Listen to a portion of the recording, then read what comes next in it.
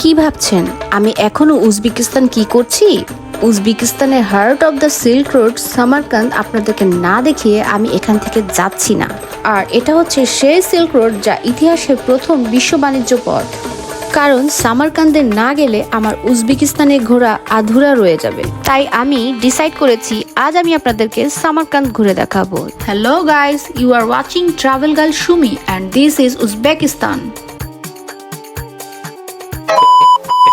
2500 বছরেরও বেশি আগের শহর সামারকান্দ, যা প্রাচীন শহরগুলোর একটি। 4th সেঞ্চুরি বিসিতে সামারকান্দ প্রথম সিল্ক রোড এর একটি পথ স্টেশন হয়ে ওঠে, যা চায়নার বেইজিংকে রোমের সাথে সংযুক্ত করে, আর সামারকান্দ এই রোডের কেন্দ্রবিন্দু। এখন আমি আপনাদেরকে নিয়ে যাব সামারকান্দের সিল্ক রোড সিটিতে। পুরো সিটিটাই আর্টিফিশিয়ালি তৈরি, যা ট্যুরিস্টদের জন্য তৈরি করা হয়েছে। আর্টিফিশিয়ালি তৈরি হলো এটা বোঝার কোনো উপায় নেই, এটা এত সুন্দর। আমি কিন্তু মনের দিক দিয়ে অনেক ভালো, আর ভালো বলেই আমি আপনাদের ভালো ভালো প্লেস রিকমেন্ড করছি।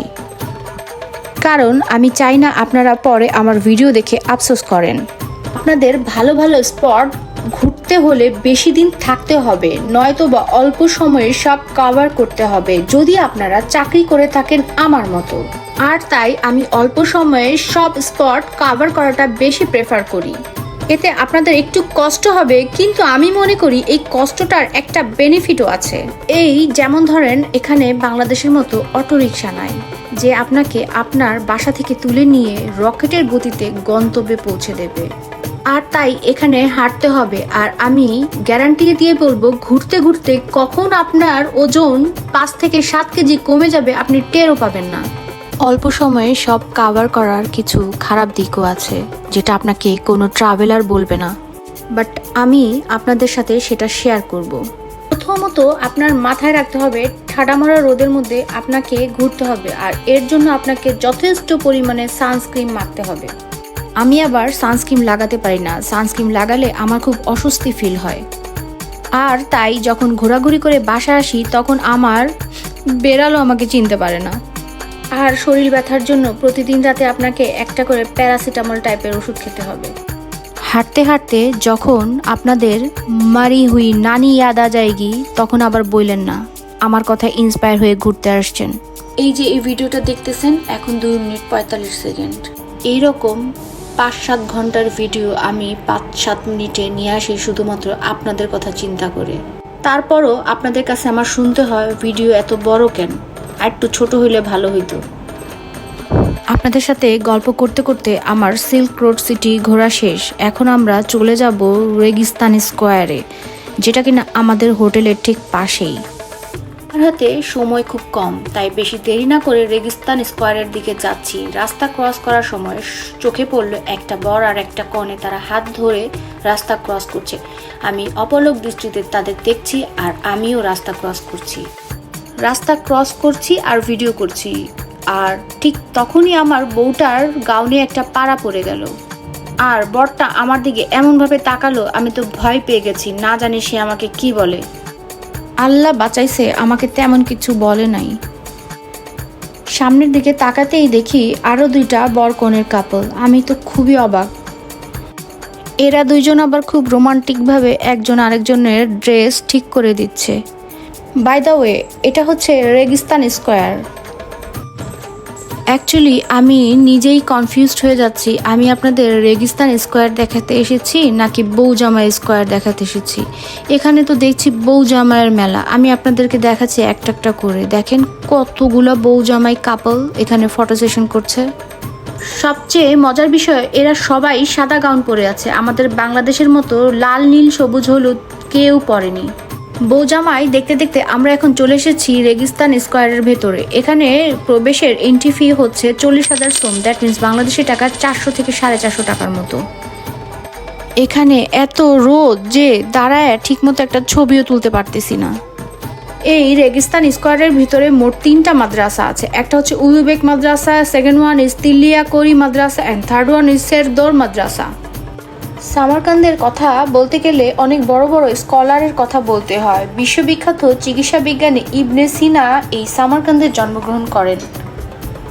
বিশ্বজুড়ে সাড়া ফেলে দেওয়া মুসলিম দার্শনিক আবু আল রায়হান মোহাম্মদ ইবনে আল বিরুনি তিনিও এই সামারকান্দে জন্মগ্রহণ করেন। বিশ্বজয়ী তৈমুর আর মুঘল সাম্রাজ্যের প্রতিষ্ঠাতা জহিরুদ্দিন মোহাম্মদ বাবর ও কিন্তু এই উজবেকিস্তানের। ইসলামের আলো ছড়িয়ে দিতে রাসূলুল্লাহ সাল্লাল্লাহু আলাইহি সাল্লাম এর চাচাতো ভাই কাসিম বিন আব্বাস রাদিয়াল্লাহু তাআলা আনহু এসেছিলেন সামারকান্দে। ইমাম মারতুদ রাদিয়াল্লাহু তাআলা আলাইহি ও ছিলেন এই শহরেরই। বিশ্বজুড়ে সাড়া ফেলে দেওয়া মুসলিম দার্শনিক আবু আল রায়হান মোহাম্মদ ইবনে আল বিরুনি তিনিও এই সামারকান্দে জন্মগ্রহণ করেন। আর আমাদের সবার প্রিয় আলেম ইমাম বুখারী এই সামারকান্দে মৃত্যুবরণ করেন। তার সমাধি এই সামারকান্দে অবস্থিত। দেখেছেন আমি কত কিছু জানি। অনেক জ্ঞানের কথা হয়েছে, এবার চলেন একটা জ্ঞানের এক্সিবিশন থেকে ঘুরে আসি। এটা হচ্ছে হিস্টোরি অফ এডুকেশন।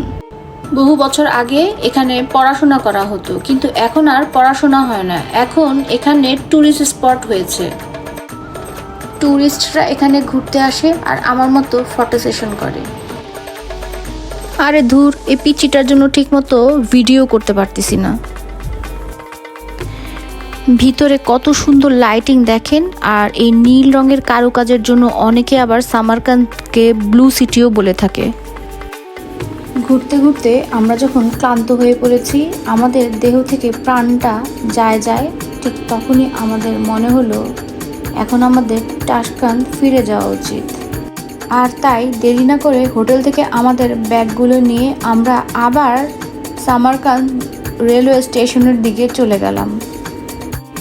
আজ আমরা বুলেট ট্রেনে সামারকান্দ থেকে টাশকান্দ যাব।